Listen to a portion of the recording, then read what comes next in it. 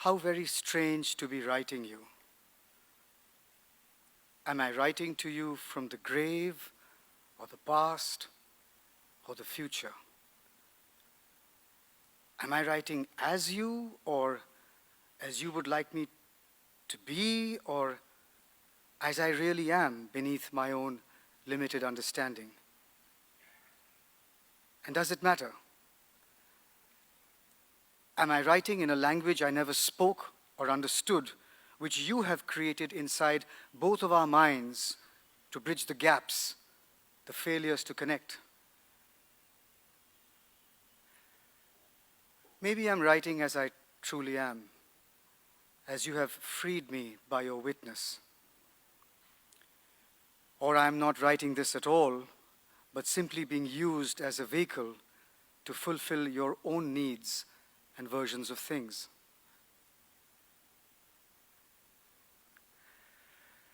You always wrote me letters. I found that peculiar and strangely moving. We lived in the same house, but you were writing to me. Your little girl handwriting, attempting straight lines, but wandering all over the page. It was as if you were trying to make contact with some aspect of me, a part you could not find in the heated moments of our conflict, as if you were trying through poetry to appeal to a secret self that I had once made available to you. Usually you wrote apology letters. So fitting that you would now want an apology letter from me. You were always apologizing, begging for forgiveness. I had reduced you to a daily degrading mantra of I'm sorry.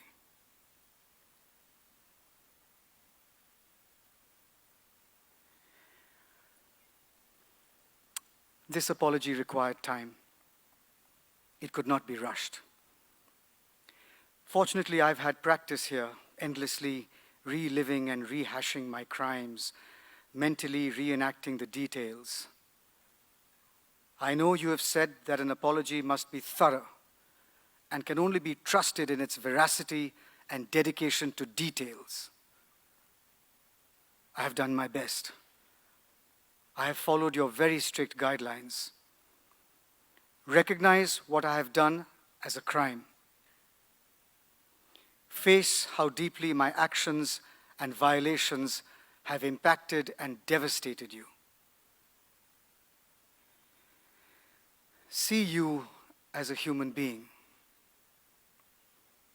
Attempt to experience or feel what it felt like inside you. Feel profound remorse and regret over my actions. And finally, take responsibility for my actions by doing extensive work to understand what made me do what I did.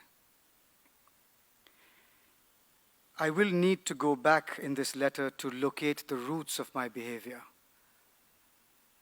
I will be as honest as a formally disingenuous person can be. I will attempt to proceed with neither defensiveness nor self-pity, as I understand neither will further clarify nor resolve.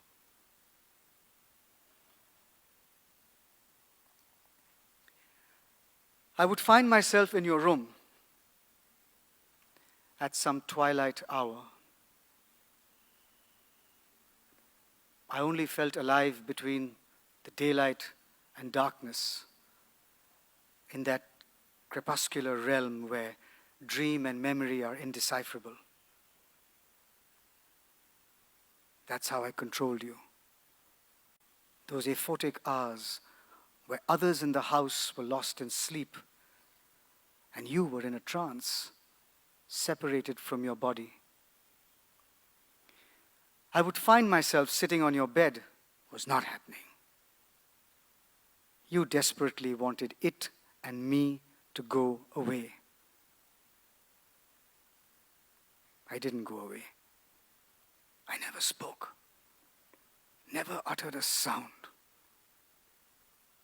The silence was my power. words would break the spell, make it real and ugly, and what it was.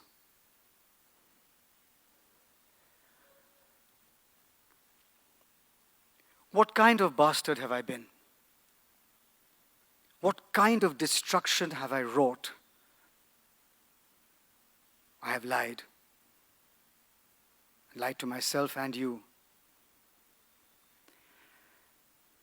I cursed your future of love. At 5, I took your body. You didn't give it to me. I contaminated your sweetness. I ripped the protective golden gates from your garden. I betrayed your trust. I rearranged your sexual chemistry and the basis of your desire. Wrongness and excitement were forever fused together. I made my stain. I left my stinking mark. I infected you. By invading and overwhelming your body, I killed your yearning so early. You did not and could not give me permission. There was no consent. You did not seduce me with your crinoline petticoats. You were simply being an adorable child. I overstimulated your 5-year-old body and planted the seeds of intensity and thrill. You would push yourself too far, take heroin, jump off bridges, drive 100 miles an hour. I robbed you of the ordinary. I destroyed your notion of family. I forced you to betray your mother. You lived in perpetual self-hatred and guilt. I created hierarchy, distrust, and violent competition between you and your siblings. None of you would recover from this. I robbed you of agency over your body. You didn't make any decisions. You didn't say yes. That was my projection in order to satisfy my needs. You were 5 years old. I was 52.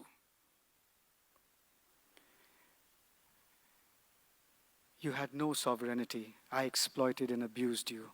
I took your body. It was no longer yours.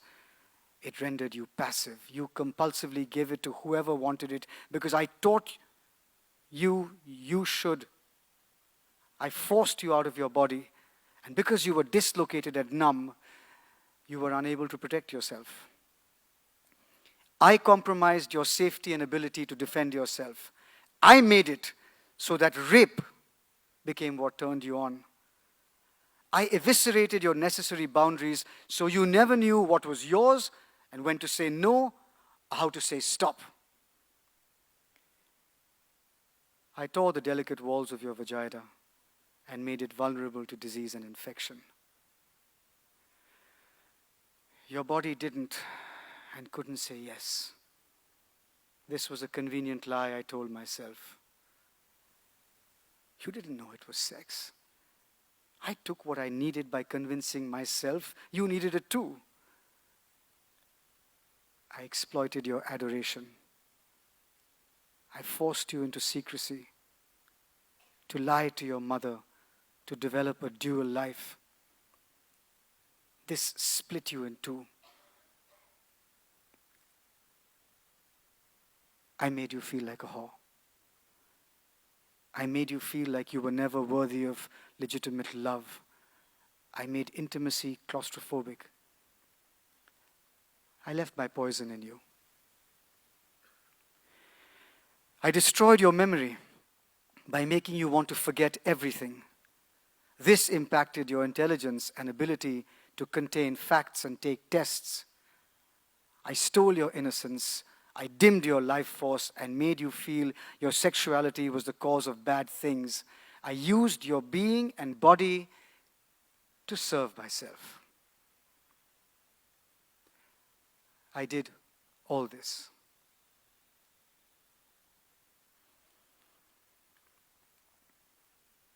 Eve, let me say these words. I'm sorry. I'm sorry. Let me sit here at the final hour. Let me get it right this time.